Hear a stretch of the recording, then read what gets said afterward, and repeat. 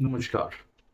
एक गांव, एक राजा और उसमें रहने वाले वहां के लोग, वहां की प्रजा क्यों आकर अपने राजा को कह रहे हैं कि महाराज, हमारे लिए एक ऐसा स्थान बना दीजिए जहां हम चैन से रह सके, चैन से बैठ सके और चैन से सो सके। राजा आश्चर्य, वहां के सैनिक आश्चर्य कि आखिर ये लोग ऐसा क्यों कह रहे हैं। क्यों ये कह रहे हैं कि हमें चैन से सोना है, चैन से रहना है, चैन से बैठना है। इसके पीछे एक बहुत बड़ी कहानी है। वो हम में भरी पड़ी है, हम में, आप में, सब में। वो एक ऐसी चीज जो आप देख नहीं सकते, समझ नहीं सकते, उसको महसूस नहीं कर सकते हैं। जो लोग उसे महसूस करते हैं, जो लोग समझते हैं, वो उसे जगा लेते हैं।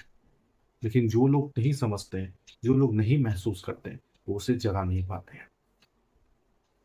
तो चलिए आज वो कहानी शुरू करते हैं। एक ऐसा गांव जहां धन की कोई कमी नहीं, हर इंसान के पास सब कुछ, पैसा, धन, सब कुछ। राजा समृद्ध, गांव समृद्ध, सब कुछ, सारी अवेलेबिलिटी वहां उपलब्ध।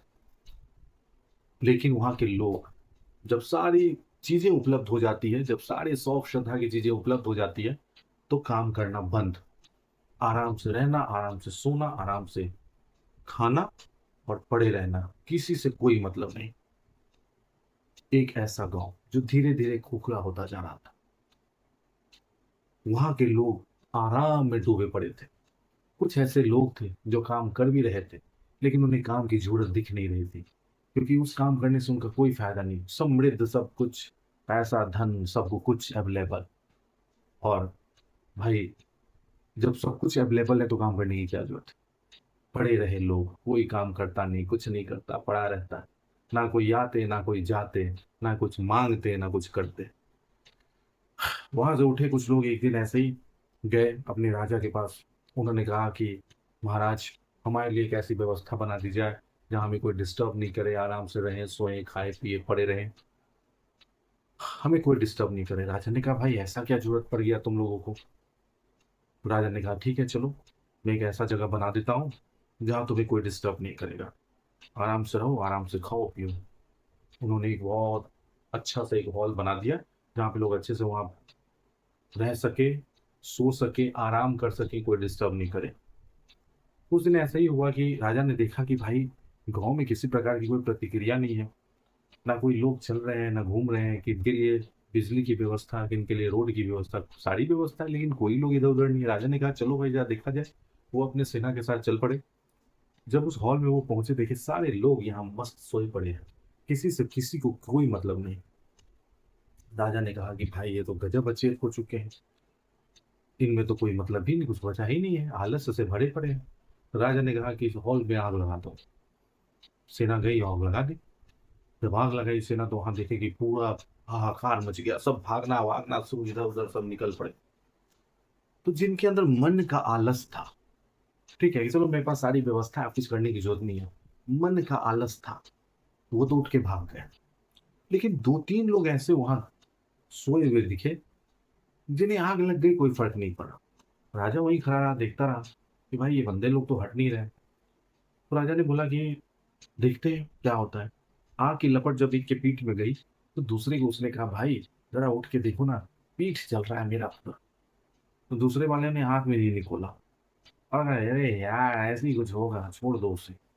राजा ने देखा कि भाई, इनके अंदर की चेतना मर चुकी है कि अब मुझे कुछ नहीं करना, कुछ भी नहीं करना, हमारे पास सब कुछ है। मतलब आलस्य होता है जो मन का, जिसको जगाया जा सकता है, लेकिन जिसकी चेतना खत्म हो गई, उसके लिए कुछ नहीं किया जा सकता। चाहे वो 20 साल का हो, चाहे वो 60 साल का हो। अगर एक बंदा ऐसा, जिसके पास 20 साल, 25 साल के जीवन में सब कुछ उपलब्ध हो गया, और उसे अब लग रहा है कि भाई अब मुझे कुछ नहीं करना है, तो वो छोड़ दिया सब कुछ करना। लेकिन एक बंदा ऐसा भी, जो 60 साल, 70 साल की उम्र में भी सब कुछ होने के बावजूद उसे लगता है कि नहीं, काम तो करना है, आगे और बढ़ना है। अभी मैं ए से बी पे पहुंचा हूं, मुझे जेड तक जाना है। तो वो आलस्य खत्म हो जाता है। जिसकी चेतना मर चुकी है, जो एकदम कहता है कि भाई अब कोई मतलब नहीं। राजा ने आग को बुझवाया और बोला, छोड़ दो इन्हें। इनकी हमें कोई ज़रूरत नहीं है। तो जो भी वहाँ के थे प्रजा थे, उन्होंने कहा कि सर ऐसा क्या है, सो ले चला जाए इनको, कितना नहीं, इनकी चेतना भी मर चुकी है। अब हमारे राज्य को इन लोगों की कोई ज़रूरत नहीं, ना ये हमारे लिए लड़ सकते हैं, ना हमारे लिए व्यापार कर सकते हैं, ना हमारी रक्षा कर सकते हैं, कुछ भी नहीं कर सकते हैं। तो इनको यहीं रहने दो, इनको छोड़ दो। जो लोग उठ के भागे वो आलस से पड़े थे कि चलो आलस है कोई नहीं, लेकिन उनकी चेतना मरी नहीं थी। इसकी चेतना मर चुकी है, और जिसकी चेतना मर जाती है उसे अपने से उठने का मौका देना चाहिए। ऐसे भी वो किसी काम का नहीं है। उसे कहीं भी रख दोगे, जेल में भी डाल दोगे तो वहां पड़ा रहेगा। वहां भी मुश्किल, उसे देख के लोग और परेशान होंगे। इसलिए उस आदमी की हमें जरूरत नहीं, उसे छोड़ दो। तो सैनिक ने उन्हें छोड़ दिया, राजा भी चला गया। तो यही चीजें हमारे अंदर होती है। आलस है एक अलग चीज है कि चलो 10 बजे नहीं उठेंगे, 11 बजे उठ गए। लेकिन एक है कि नहीं, हम उठेंगे नहीं। खाना मिल रहा है, सो रहे हैं, फैसिलिटी हो रहा है, मोबाइल मिल रहा है, लैपटॉप मिल रहा है, खाने के लिए मिल रहा है, रहने के लिए मिल रहा है, सब कुछ मिल रहा है। उसकी चेतना मर चुकी है। मुझे कुछ नहीं करना है, मुझे सब कुछ मिल रहा है। और जिसे कुछ नहीं मिल रहा, वो सोच रहा है कि चलो, जिसे मिल भी रहा है लेकिन लग रहा है नहीं, चलो सब कुछ मिल रहा है लेकिन कुछ और कर ले ताकि आगे और बेहतर हो जाए। तो इसलिए मैं यही कहूंगा, आपकी उम्र कुछ भी हो, आप 20 साल के हो, चाहे 100 साल के हो, चाहे 70 साल के हो, चाहे 50 साल के हो, चेतना नहीं मरनी चाहिए। आलस एक अलग चीज है। अपनी चेतना को जिंदा रखिए, मन को स्वतंत्र रखिए, आगे बढ़िए, मेहनत कीजिए, सक्सेस होंगे। धन्यवाद।